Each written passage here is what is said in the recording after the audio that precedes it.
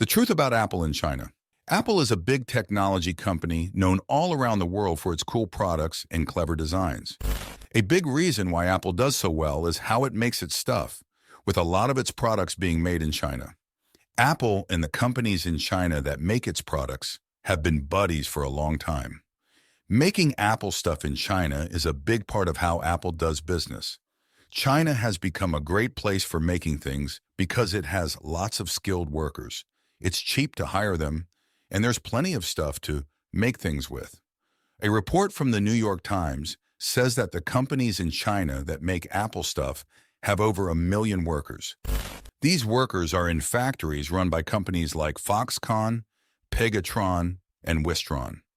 China's role in making Apple's stuff shows up in Apple's money reports. In 2023, Apple said its money from China went up by 57% from the year before. This boost was because people in China really love Apple products, especially the iPhone. Apple likes to present itself as a progressive company in a digital world. For years, the corporation has emphasized data protection and privacy roughly, as we don't want our data to fall into the wrong hands. It's good that Apple helps us protect our data and doesn't sell it to dubious advertising companies or others.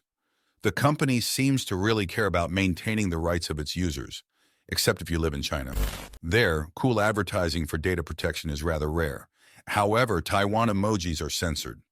Apple aligns itself with the totalitarian regime of the Communist Party in China. Are you curious about why Apple chose China as its manufacturing hub? It might surprise you why Apple goes to China instead of making its products in America or England. What's so special about China that even other big companies set up shop there? Well, initially, one big reason was the cost advantage. Back then, China had some of the lowest wages for workers. But things have changed since then. China's worker wages aren't at the bottom anymore.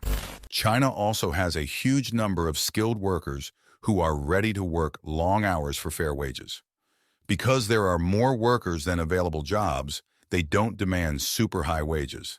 That's why labor costs don't go up too much. It's no secret that making stuff in China is cost-effective. Chinese manufacturers have figured out how to produce things at really low prices thanks to economies of scale. Plus, China has lots of skilled workers who can make high-quality products in large quantities. These workers are known for being fast and efficient, perfect for making a ton of products quickly. And China has a good system of suppliers and subcontractors, so Apple can get the parts it needs easily. China is also becoming a hub for cutting-edge technology. Apple has set up research centers there because of the growing number of engineers and researchers. The Chinese workforce is like an all-in-one package. China is not only the biggest consumer market in the world, with over 1.4 billion people, but it's also growing. By making products in China, Apple can sell directly to Chinese consumers without paying high import fees. Plus, China's middle class is growing, meaning more people can afford Apple's products. And let's not forget, the stuff made by Apple in China is top-notch quality, loved by people worldwide. Plus, in today's world, thanks to technology, anyone can be a consumer, no matter where they are. The rules in China are pretty good for foreign companies. The government there offers incentives and tax breaks to attract foreign investors. They've also put a lot of money into building things like roads and technology, which makes it easier for companies to make stuff there. But there are also some risks. The government has a big say in how businesses operate, and foreign companies have to deal with a lot of rules and red tape. There's also the worry that someone might steal their ideas, which has been a problem for foreign companies in China. Lastly, there are political and social reasons why Apple decided to make their products in China. China has spent a lot on education and building things, so there are lots of skilled workers and it's good for making stuff.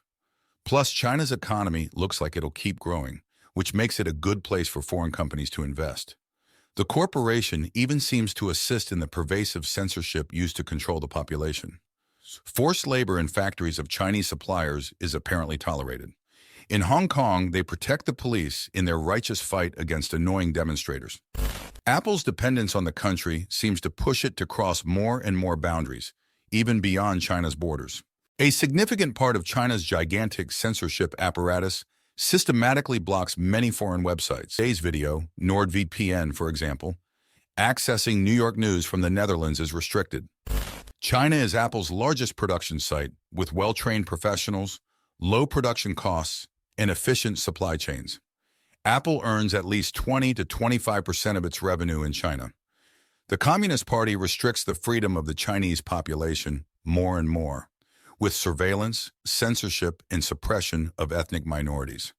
There is no freedom of speech or press freedom, and the human rights situation deteriorates steadily. China's worldview contrasts sharply with the democratic principles of the West, and Apple wants to serve both markets.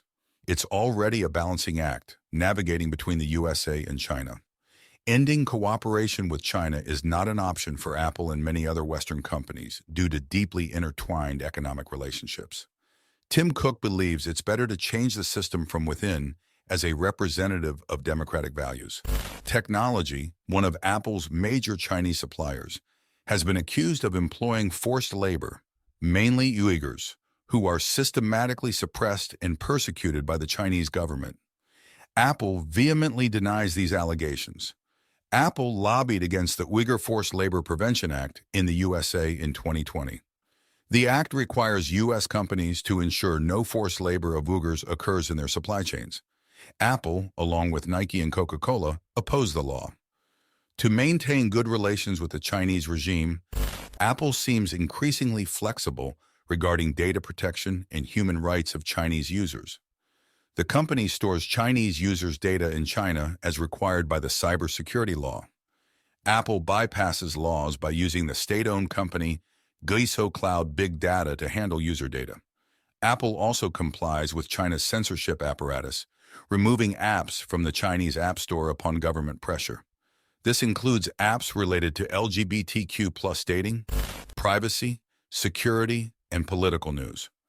Apple also censors engraving messages on its products, not only in mainland China, but also in Hong Kong and Taiwan, aligning with the Chinese regime's interests. Apple's actions raise questions about its commitment to privacy, data protection, and human rights, as the company seems to prioritize financial interests over these principles, especially in China. While Apple faces legal and regulatory requirements in China, its actions outside the mainland, such as in Hong Kong and Taiwan, indicate a willingness to comply with Chinese censorship demands, even when not legally obligated to do so. This raises questions about Apple's commitment to free expression and human rights worldwide. In conclusion, Apple's complex relationship with China highlights the challenges faced by multinational corporations operating in authoritarian regimes. While economic opportunities may be significant, they often come at the cost of compromising on ethical principles and human rights standards. As consumers and stakeholders become increasingly aware of these issues, companies like Apple may face growing pressure to prioritize human rights and ethical considerations over short-term financial gains. Thank you for watching this video on DS Investment. We hope you found it insightful and informative. Don't forget to click on the bell icon to receive notifications for our latest uploads. Subscribe to DS Investment for more content on finance, economics, and business insights. Your support helps us continue to create valuable content. Feel free to leave your thoughts and suggestions in the comments section below.